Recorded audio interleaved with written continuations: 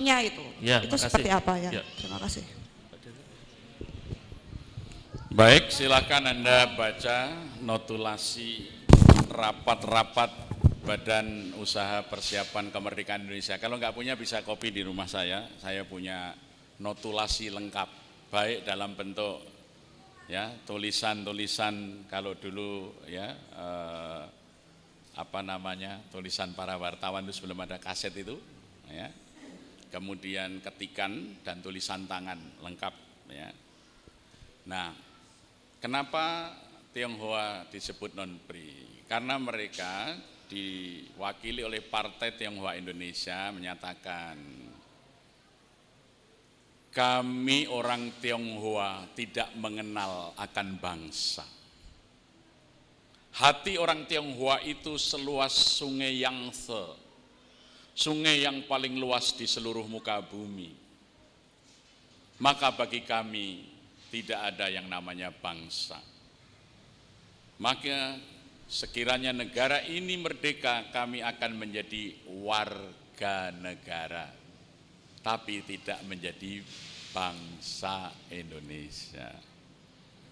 Dan karena ikatan kami dengan negeri leluhur secara budaya sangat kuat, izinkan kami juga masih mengikatkan diri dengan negeri leluhur itu.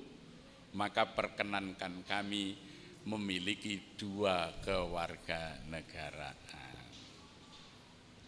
Sementara Partai Arab Indonesia, juru bicaranya Abdurrahman Baswedan bercerita, nenek moyang kami dulu datang dari Hadramaut tidak membawa istri. Mereka menikah dengan orang-orang pribumi, kami ini lahir dari laki-laki Arab dan perempuan-perempuan pribumi.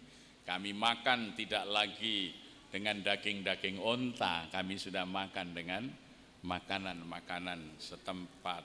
Yang saya dan kami semua minum adalah airnya Indonesia. Maka sesungguhnya kami adalah bangsa Indonesia.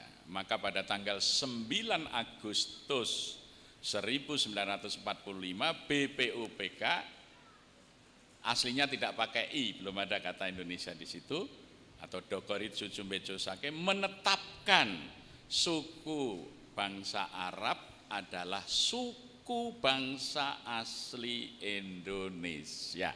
Itu ditetapkan tanggal 9 Agustus 1945 oleh Badan Usaha Persiapan Penyelidik Usaha Persiapan Kemerdekaan Indonesia.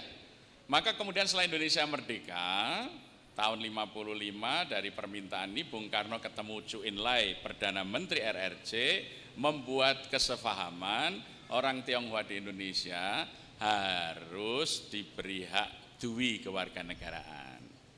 Bung Karno mensyaratkan boleh, tapi dia juga warga negara Indonesia harus pakai nama Indonesia. Sebagai warga negara Cina silahkan dia pakai bahasa Cina. Maka dikeluarkan keputusan presiden tahun 55, orang Cina harus memiliki dua nama. Ya, maka misalnya Sudono Salim, itu nama Indonesianya, nama Cinanya Lim Swee Leong. Basuki Cahaya Purnama, nama Indonesianya, bahasa Cinanya singkatannya Ahok. Itu karena itu mereka tidak mau jadi bangsa Indonesia, mereka hanya mau jadi warga negara, itu pun meminta dui kewarganegaraan. Ini semua otentik, ini sejarah kita bisa buka ya. Nah, sampai orang Cina keberatan kalau harus pakai nama Indonesia. Maka seorang tokoh Cina di Jakarta terpaksa berganti nama karena itu peraturan pemerintah. Dia menamai dirinya Kasnawi Karnadipa Negara. Bekas Cina Betawi tukar nama karena dipaksa negara. Jadi sebagai kritiknya terhadap keputusan presiden yang harus dua nama, dia memberi namanya sendiri Kasnawi Karnadipa Negara. Bekas Cina Betawi tukar nama karena dipaksa negara. Nah, maka muncullah kewarganegaraan untuk Cina itu non-PRI. Kalau Arab PRI karena sudah diputuskan tanggal 9 Agustus 45. Jadi kalau orang mengatakan Anies itu juga non-PRI, dia berarti nggak ngerti pembahasan Undang-Undang Dasar. Ya politisi kok goblok begitu, maaf itu ya. Katanya Soekarnois, Nggak tahu bahwa Soekarno itu sudah menetapkan non-pri dan diberi hak 2 nama. Iki Soekarnois belajar saka Pak Karno bakul bakso, bukan Bung Karno pendiri negara. Ya. Keliru, Soekarnoismenya Soekarno tukang beca atau Soekarno bakul bakso. Kalau Soekarno itu pendiri negara, ini aturannya. Goblok men jadi pengikut Soekarno gitu ya. Ya, ini. Maka Soekarno dulu mendirikan partai gambarnya banteng ngamuk, banteng ketaton, maka kepalanya miring gitu.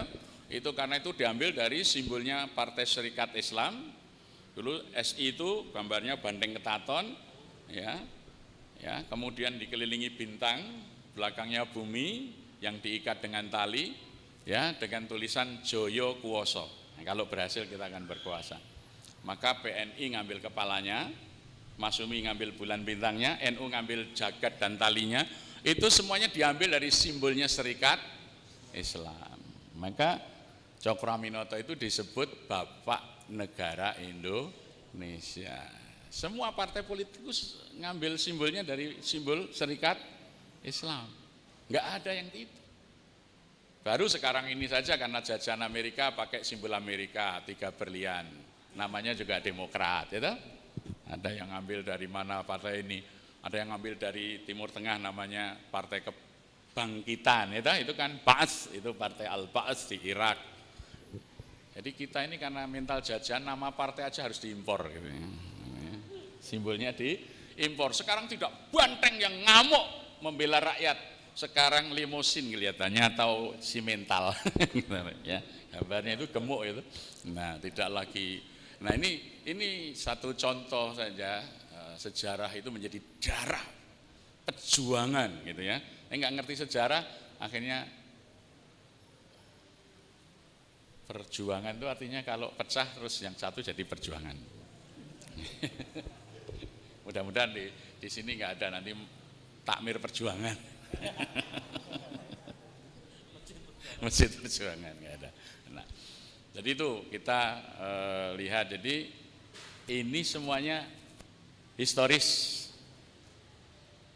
Saya kebetulan oleh gubernur melalui Biro Hukum ditugaskan ketika ada pengacara dari Jalan Taman Siswa ini namanya Handoko menggugat ya, surat instruksi Wakil Kepala Daerah nomor 9 ya 8A tanggal 5 Mei 1975 yang menentukan apabila terjadi jual beli tanah antara pribumi dengan pembeli non pribumi Tionghoa, maka penjual tanah yang pribumi harus melepas hak-haknya kepada negara dan negara membelikan kepada pribumi Tionghoa, non pribumi Tionghoa ini selain hak milik.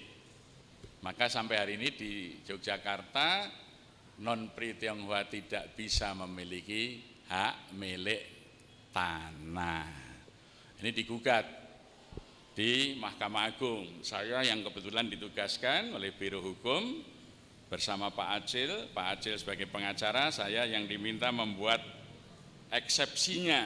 Alhamdulillah sudah menang, ditetapkan ini masih berlaku, sudah inkrah, kemudian datang Komnas HAM meminta ini mau dicabut, minta Sultan, saya kebetulan juga diminta mendampingi.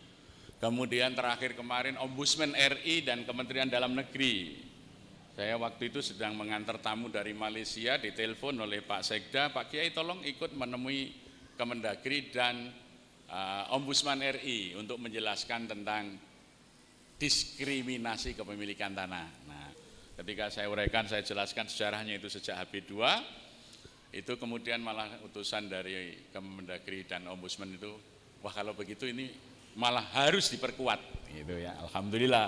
Tapi sekarang Handoko mengajukan gugatan, saya beritahu baru minggu yang lalu oleh Biro Hukum, mengajukan gugatan di Pengadilan Negeri. Apa gugatnya? Minta supaya pemerintah DIY membayar biaya perkara karena dia disuruh bayar biaya perkara 5 juta ketika mengajukan ke Mahkamah Agung. Maunya, lawang saya kalah kok suruh bayar, yang bayar ini mengajukan gugatan di Pengadilan Negeri Yogyakarta. Ini belum kita hadapi. Kemudian belum ada panggilan sidang ya.